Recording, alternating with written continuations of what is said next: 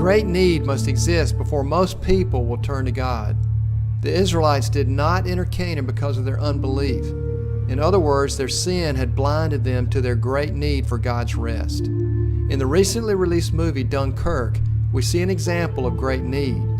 On May the 26, 1940, nearly 400,000 British and Allied troops were retreating to the beaches of Dunkirk, France, where they would wait for the British Navy to send rescue ships to transport them across the English Channel and back to England.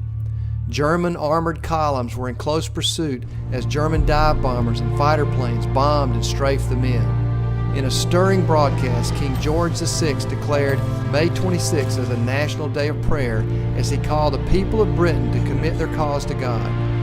Millions of British citizens immediately flocked to the churches to join in prayer.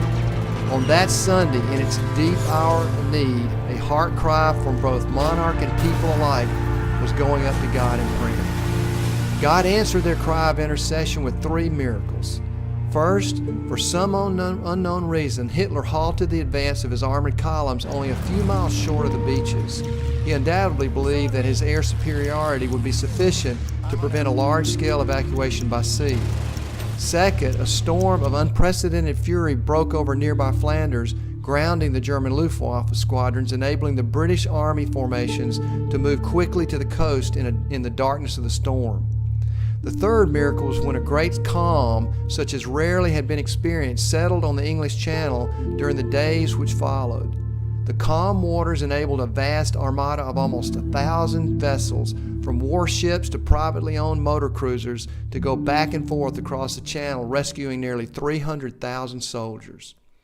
Dunkirk was a time of great need that drove a nation to their knees before the living and almighty God. Israel failed to see their great need for God's rest. The author is trying to convince the drifting and unsaved Jews to act now and surrender fully to God's rest before it's too late.